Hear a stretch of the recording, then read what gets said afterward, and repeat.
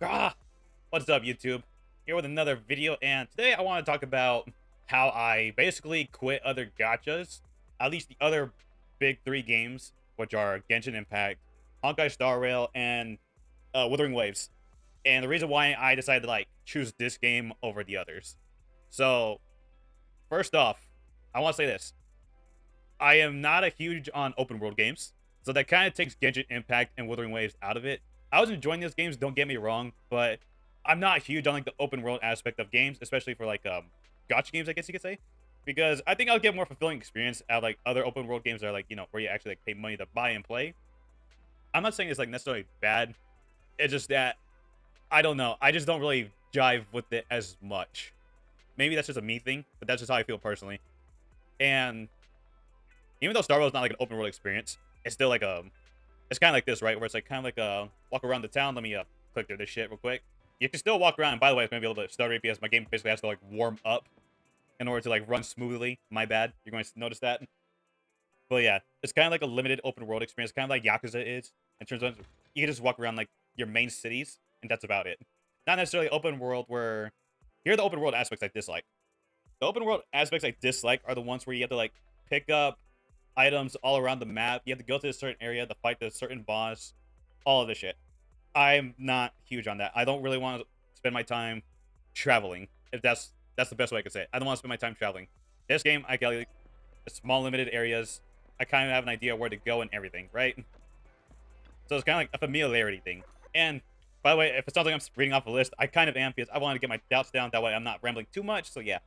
So another thing, I am a casual gamer, and I feel like I only got time for one big gotcha because I got a lot of other games I gotta play, like Street Fighter, Monster Hunter. I'm even thinking about going back and playing some Witcher. I'm currently addicted to Marvel Rivals, so there's a lot of on my plate right now, and I feel like compared to the other gotchas, this game, in my personal opinion, respects my time the most. Star Rail, you can also argue it respects your time, but my only issue is with the pacing of the gameplay, and that's the turn-based. You're either playing it in turn-based or you're doing auto. In which case, the auto is you're just waiting for the turns to go. You're probably doing something else in the background as the game is playing, and I'm just I kind of want to play it. But it's a weird thing with Star Rail. I think the turn-based is I think it's a great turn-based combat game, but in terms of what I would rather do, I would rather spend my time with the action-paced combat this game has. And also, the character designs. Wait, did I do the scratch ticket? I can't tell if I did. Sorry, my brain's moving fast. Character designs in this game are fucking beautiful, dude. Oh yeah. No, fuck. Games UI is a little bit funny, I will say that. But character designs are pretty damn good. The character designs in here are pretty damn good. Jane Doe looks good. Cedar looks fucking cool as hell. Nicole, damn. Yanagi. You're noticing my top characters here, right? Damn. But yeah, characters in here are pretty good. And by the way, I'm not fucking with you when I'm saying I'm a casual gamer.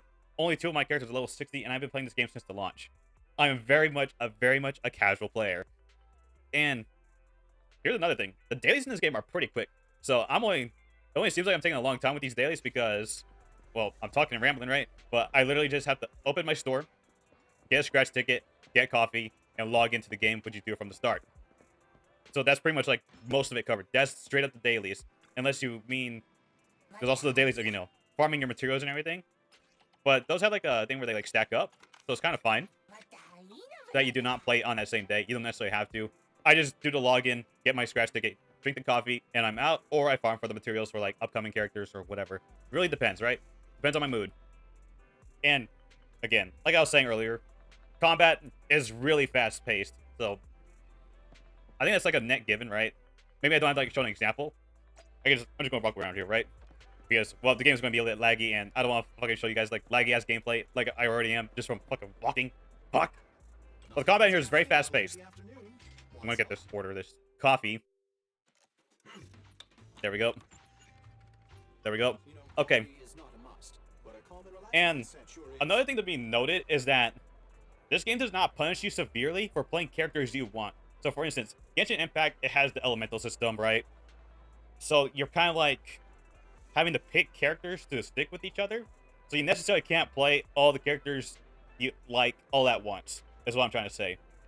You have to like do like these coordination and team recipes. Like, I don't want to play fucking Bennett, but he's great for fire teams. That's the best way to describe it. I don't want to play Bennett. I don't want him on my team, but he's great for one of my fire characters. So, fuck, I kind of have to put him on there. You feel like you have to play a meta in those games. Same thing with Stardew. You feel like you have to play like a certain meta in order to be good. So you can't just have anybody with anybody. You have to have like support systems and all that. And I'm a bit of like a character loyalist to where I just want to play the characters I like. I like the design. I want to play them. Are they fun?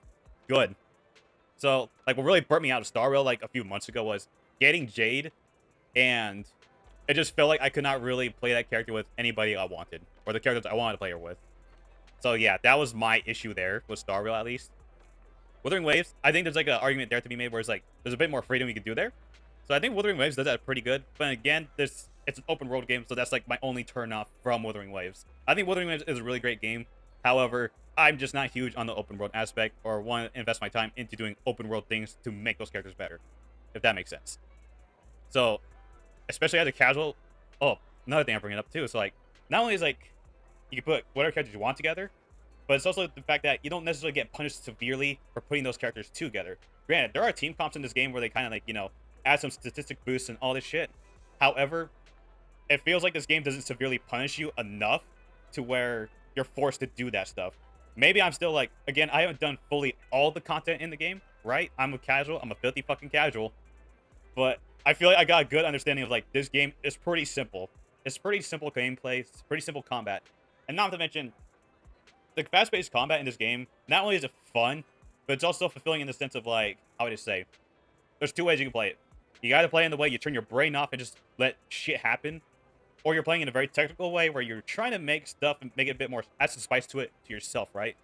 Like, I've heard about like a thing where you make your characters to level, or not level, you put them down to like 1 HP and try to make that your challenge, which is pretty cool. I think that's pretty dope. So it's like, not only can you make your own kind of challenges with that, there's so much money to be had with the gameplay of it. That's just the way I'm going to argue it.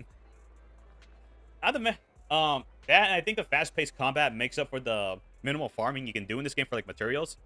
Also, granted, materials, you just teleport to this section, kind of like Star Wars, right? Teleport there. Actually, there's pretty much, yeah, there's only like 2 spots in here where you teleport to, and you gotta do the material farms. And it's pretty simple. But however, it's like, there's like a minimum spending you can do and how much you can earn. However, I think the fast-paced combat and just doing this daily at your own pace kind of makes up for it. It really depends how much of a player you are, right? Like, again, I'm very casual, so I'm pacing myself at a very casual level. And yeah. Another thing to say is the characters in here feel very alive. Like, very alive. By the way, right now, I'm able to switch to other characters and just walk around as them. By the way, I got a very fucking lucky pull yesterday, where I was at Hard Pity, and I got 2 SS characters, Miyabi and Koleda. Fucking lucky! Haha! I feel good about that shit. But anyways, you can walk around as any of the characters that you've gotten. So yeah, if I want to watch Jane Doe's big-ass walk, I can. Feels good. And not to mention that you actually hang out with the characters, call them up now, which has just got added to 1.4. Grant, like these 2 things I just talked about just got recently added. So there's some like quality of life stuff to be added in this game. So like I could walk around as Belle with another companion, play games with them, small interactions. It feels great. Granted, I will say there is like issues with like the English dubbing of this game because like voice acting shit that's going on with the Hoyoverse. So if you want all the voice acting to be done for those like hangout events, you're gonna have to switch to another language. I don't know about like the other language necessarily, but like I could say this: I tried to hang out with Jane Doe. The English was not there, but it was there for the Japanese. All right, Japanese, the language was there. So hopefully they get that English stuff figured out, because fuck, I don't want that to like put a hindrance on this game, because with the Star Rail, that was pretty rough too. But overall, yeah. Another thing with this too is like the characters feel very fucking alive. And what I mean by that is that the way the game does its storytelling, the characters are very animated with their poses and everything, because it kind of like does like this kind of like visual novel thing where you're looking at the character from like with the black top and bottom bar, right, with the characters in the front of you, facing you, talking to you, right, and they actually do like poses and everything. It's not just standing there dead face, kind of like how with like, mainly like Genshin Impact, right, to that extent. It's not where they're just standing there and they have like this limited amount of poses. No, all these characters have like their own unique poses. Also, the rigging fucking beautiful in these characters. Like, gosh damn, Just watch this girl walk, dude. Just watch this girl walk. She's walking in a very unique way. It just, gosh damn. Damn! So, like I was saying earlier, the devs are listening about this game. So, the quality of life stuff, they just recently added in. You get walk around as these characters, all that shit, right? And not to mention, there was recently like a censorship thing they did where it was like, so before, the character would like literally just disappear. But now it's like, you can still get a good enough angle to like get the peeviness you want, right? You peeve, you perv. So it just has like this little fade effect.